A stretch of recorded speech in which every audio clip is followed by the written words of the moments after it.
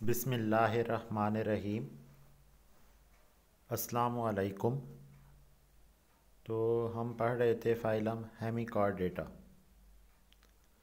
तो उसकी पहली क्लास जो हमने पढ़ी थी वो थी क्लास इंटीरोपन्योस्टा।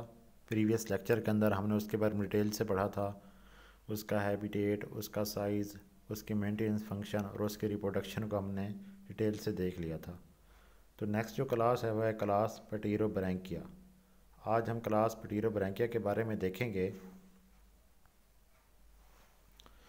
तो सबसे पहले हम देखते हैं कि ये जो लफ्ज़ है पटीरोब्रैंकिया, ठीक है ना। वर्ड जो पटीरोब्रैंकिया है दो लफ्ज़ों से मिलकर बनना है। पटीरान का मतलब होता है विंग और फीदर, एंड ब्रैंकिया का मतलब क्या होता है, गिल्स। तो अगर हम इसके हैबिटेट की बात करें तो ये एक स्मॉल क्लास है, found in the deep water of southern hemisphere, ठीक है ना। डीप वाटर के अंदर भी मौजूद होते हैं, साउदर्न हेमिस्फेयर के अंदर। कुछ जो हैं वो यूरोप के अंदर कोस्टल वाटर के अंदर भी पाए जाते हैं, और बरमूदा के अंदर ये शैलो वाटर के अंदर क्या होते हैं, मौजूद होते हैं। अगर हम इनकी नंबर ऑफ़ स्पीशीज़ की बात करें, क्लास पटीरोब्रैंकिया जो है इसकी जो नंबर ऑफ़ स्पीशीज़ होती हैं वो इसकी 20 स्पीशीज़ हैं। दोबारा देखें, अगर ये एक स्मॉल क्लास है, ठीक है ना। वाटर के अंदर मोस्टली मैरीन होते हैं या फ्रेश वाटर भी होते हैं कुछ, लेकिन पाए ये डीप वाटर के अंदर पाए जाते हैं। सॉरी, ये फ्रेश नहीं होते, मैरीन वाटर ही होते हैं। तो मोस्टली ये साउदर्न हेमिस्फेयर के अंदर अगर होंगे तो डीप वाटर के अंदर होंगे, यूरोप के अंदर होंगे तो कोस्टल वाटर, और अगर बरमूदा के अंदर हैं तो ये शैलो वाटर के अंदर क्या होते हैं, मौजूद होते हैं। ठीक है। नंबर ऑफ़ स्पीशीज़ जो मैंने आपको बताई हैं वो कितनी हैं, 20 स्पीशीज़ हैं अप्रॉक्सीमेटली इनकी। अगर हम इसके साइज़ की बात करें, ठीक है ना, ये जो क्लास पटीरोब्रैंकिया है इसके अगर हम साइज़ की बात करें तो इनका जो साइज़ होता है वो क्या होता है, स्मॉल होता है। So these are small animals. Size range की बात करें तो इनका जो साइज़ रेंज होता है 0.1 मिलीमीटर से लेकर 5 मिलीमीटर तक इनका साइज़ हो सकता है। So these are very small animal, क्योंकि इनका जो साइज़ रेंज है वो किस में है, मिलीमीटर के अंदर है, और कितना होता है 0.1 से लेकर 5 मिलीमीटर तक।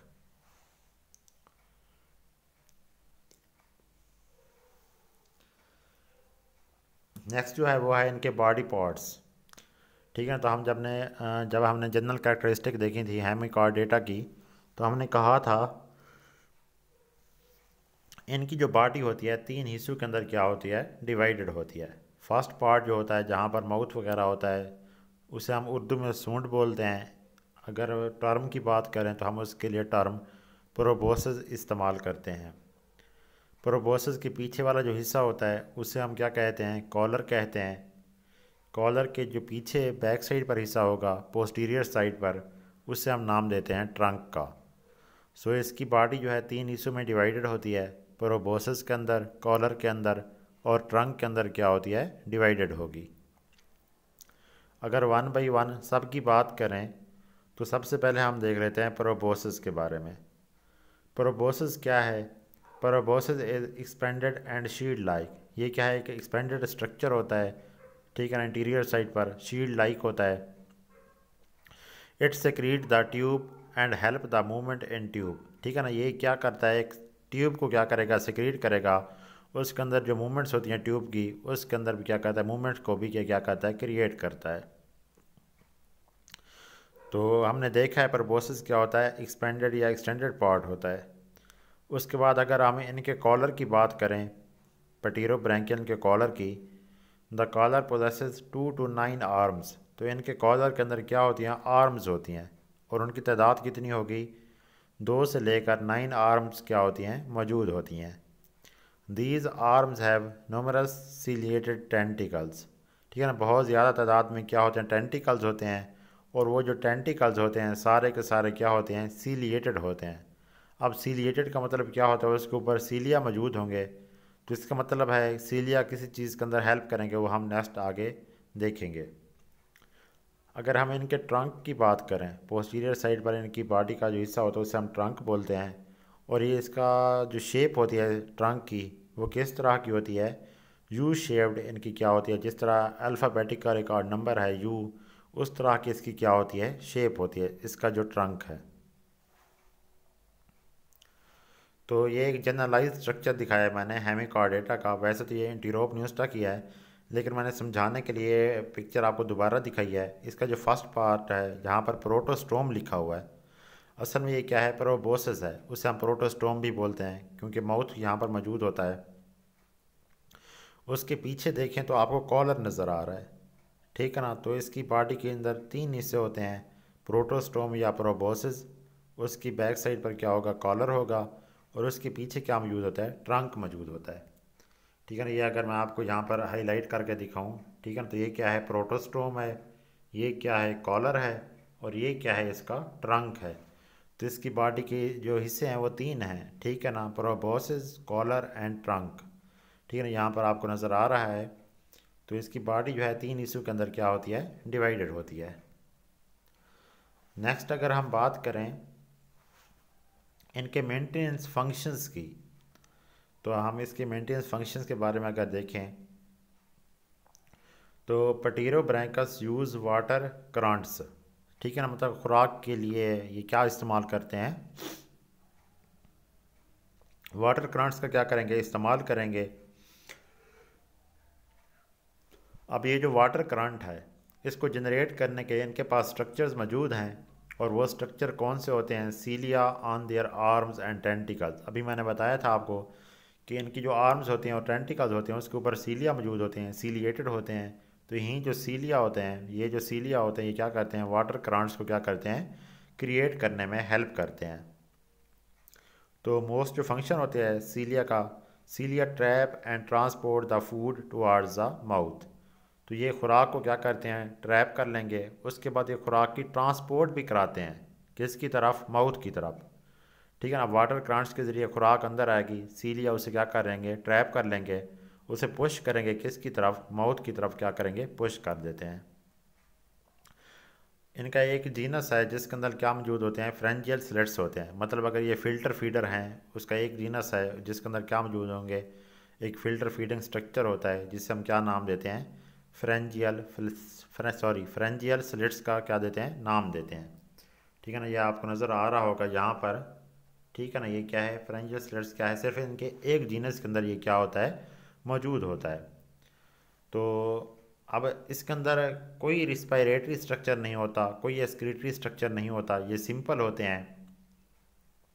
तो इनके अंदर जो गैस एक्सचेंज होगा वो भी डिफियन के ज़रिए होगा, और जो वेस्ट मटेरियल की रिमूवल होगी वो भी किसके ज़रिए होती है, डिफियन के प्रोसेस के ज़रिए ही होती है।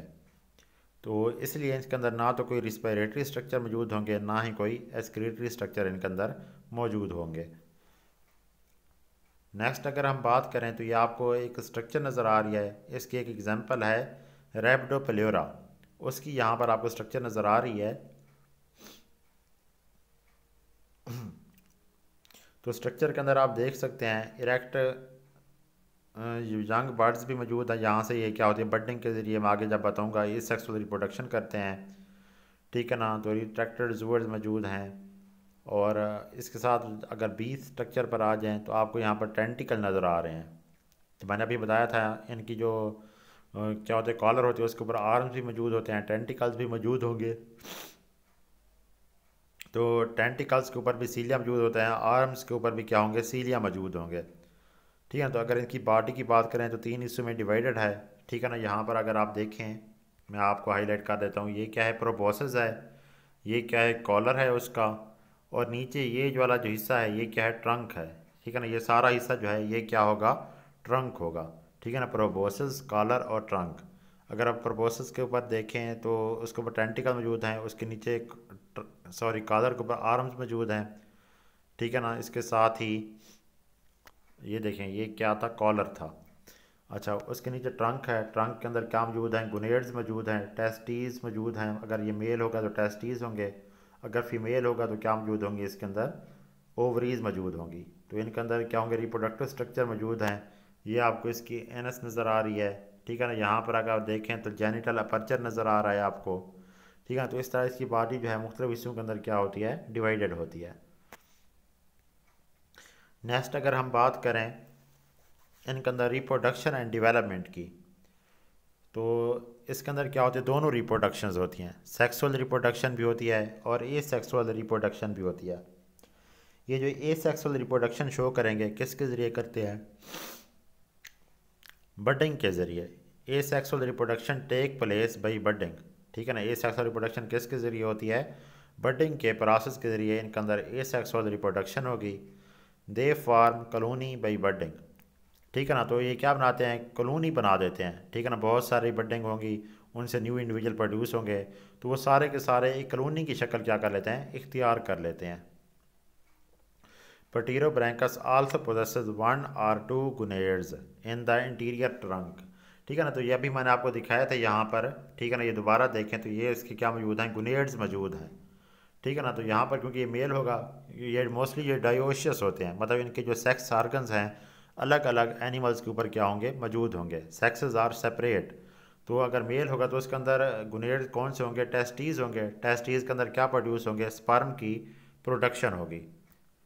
दोबारा नेक्स्ट स्लाइड पर अगर आएँ तो देखिए यहाँ पर मैंने बताया है आपको, ये क्या होते हैं, डोयोशियस होते हैं। मतलब क्या है, इनके जो सेक्सेस होंगे वो क्या होंगे, सेपरेट होते हैं, अलग अलग ऑर्गेनिज्म के अंदर क्या होंगे, मौजूद होंगे। अगर फीमेल होगी तो उसके अंदर ओवरीज मौजूद होंगी, अगर मेल होंगी तो उसके अंदर टेस्टीज मौजूद होंगे। ओवरीज के अंदर एग की प्रोडक्शन होगी, टेस्टीज के अंदर किसकी होगी, स्पर्म की प्रोडक्शन होगी। अच्छा, इनके अंदर जो फर्टिलाइजेशन होती है वो एक्सटर्नल होती है, they show the external fertilization. मैंने आपको एक दफ़ा पहले बताया था, aquatic animals show the mostly external fertilization. Mostly जो इक्वेटिक इन्वर्टिब्रेट्स हैं वो कौन सी फर्टिलाइजेशन शो करते हैं, एक्सटर्नल फर्टिलाइजेशन को क्या कर रहे होते हैं, शो कर रहे होते हैं। अच्छा, इनके अंदर क्या होते हैं, जो इनकी अगर डेवलपमेंट की बात करें तो इनकी डेवलपमेंट स्टेज के अंदर क्या होती है, लार्वा मौजूद होता है, और इनके लार्वा को क्या नाम देते हैं हम, प्लेन्यूलर लार्वा का नाम देते हैं, ठीक है ना। ये मैंने लिखा हुआ है यहाँ पर, their larva is known as planula larva. तो हम इसके लार्वे को क्या नाम देंगे, प्लेन्यूलर लार्वा का नाम देते हैं। This larva live for some time in tube of the female, ठीक है ना। ये जो लार्वा होता है कभी कभार ये फीमेल की जो ट्यूब होती है उसके अंदर ये रह रहा होता है। It is non feeding larva, ठीक है ना। ये जो लार्वा होता है ये फीडिंग नहीं करता, मोस्टली ये होता है ये सब फीमेल ट्यूब के अंदर रहता है। अगर जब ये वहाँ से निकलता है, when it left the tube then it attach with the substrate, settle down कहाँ पर हो जाता है, सबस्ट्रेट के ऊपर हो जाएगा। उसके बाद क्या होता है, इसके बहरे कवरिंग हो जाती है और ये क्या बन जाता है, कोकान बन जाता है। क्या बन जाता है, कोकान। यहाँ पर मैंने हाईलाइट किया हुआ है, ठीक है ना। बहरे एक हार्ड स्ट्रक्चर बन जाती है ताकि जो इन्वायरमेंटल क्लाइमेटल चेंजेस आती है उनसे बचा जा सके, तो कोकान बन जाता है। उसके बाद क्या होती है, मेटामार्फोसिस होगी। अब मेटामार्फोसिस क्या होती है, वो सारी की सारी physiological all the physiological changes which take place in the larva stage to convert it into the adult stage, ठीक है ना। लार्वा से एडल्ट स्टेज से बनने तक जितनी भी फिजियोलॉजिकल स्ट्रक्चरल या फंक्शनल चेंजेस आती हैं लार्वा के अंदर, उस प्रोसेस को हम क्या नाम देते हैं, मेटामार्फोसिस का। तो मेटामार्फोसिस के लिए जो प्लेन्यूलर लार्वा है किस में कन्वर्ट हो जाएगा, एडल्ट के अंदर क्या हो जाता है, कन्वर्ट हो जाता है। तो इस तरह जो सेक्सुअल रिप्रोडक्शन का प्रोसेस है इनके अंदर कंप्लीट होगा। तो मैंने बताया है आपको, अगर इनके अंदर रिप्रोडक्शन का प्रोसेस देखें हम, तो रिप्रोडक्शन जो है इनके अंदर दो तरीक़ों से होती है, ठीक है ना। सेक्सुअल रिप्रोडक्शन भी होती है और ए सेक्सुअल रिप्रोडक्शन भी होती है। अगर हम ए सेक्सुअल रिप्रोडक्शन की बात करें तो बडिंग के ज़रिए ए सेक्सुअल रिप्रोडक्शन होती है। अगर सेक्सुअल रिप्रोडक्शन की बात करें तो किसके ज़रिए होगी, गमीट्स फॉर्मेशन के ज़रिए। तो गमीट्स बनने के लिए इनके अंदर गुनेड्स मौजूद होते हैं, ट्रंक के अंदर गुनेड होंगे, इंटीरियर ट्रंक के अंदर। तो ये मोस्टली डायोशियस होते हैं, सेक्सेस सेपरेट होंगे। अगर फीमेल होगी तो उसके अंदर ओवरीज मौजूद होंगे ट्रंक के अंदर। अगर मेल होंगे तो उसके अंदर जो गुनेड होंगे वो क्या होंगे, टेस्टीज़ होंगे। ओवरीज के अंदर हमेशा एग की प्रोडक्शन होगी, अगर मेल है टेस्टीज़ हैं तो स्पर्म की प्रोडक्शन होगी। ये दोनों अपने एग और स्पर्म क्या कर देते हैं, वाटर के अंदर शेड कर देंगे, तो वाटर के अंदर ही फर्टिलाइजेशन होगी। तो इस तरह की जो फर्टिलाइजेशन होती है उसे हम क्या नाम देते हैं, एक्सटर्नल फर्टिलाइजेशन का नाम देंगे। उसके बाद अगर जब डेवलपमेंट होगी तो कौन सा लार्वा बनेगा, प्लेन्यूलर लार्वा बनेगा, ठीक है। तो प्लेन्यूलर लार्वा कहाँ पर रहता है, फीमेल की ट्यूब के अंदर कुछ अर्से तक रहेगा, ये नॉन फीडिंग स्टेज में होगा। उसके बाद ये जब ये वहाँ से निकलेगा तो सबस्ट्रेट के साथ आकर अटैच हो जाएगा, इसके बहर एक कैप्सूल लाइक कवरिंग बन जाएगी। तो अब इसे हम क्या नाम देते हैं, कोकॉन का। उसके बाद इसके अंदर मेटामॉर्फोसिस होगी, तब्दीली आएंगी, तो कोकॉन जो है वो किस में कन्वर्ट हो जाएगा, सॉरी प्लेन्यूलर लार्वा जो है वो एडल्ट के अंदर क्या हो जाएगा, कन्वर्ट हो जाएगा। इस तरह इनके अंदर सेक्सुअल रिप्रोडक्शन का प्रोसेस कंप्लीट हो जाएगा। इस तरह ये साइकिल चलता रहता है। तो आज हमने डिटेल से देखा है क्लास पटीरोब्रैंकिया का, जो किससे बिलोंग करती है, फैलम हेमिकॉर्डेटा से। आई होप कि आप लोगों को समझ आ गई होगी। For more videos subscribe my channel and also press the bell icon. Thank you. Allah हाफिज़।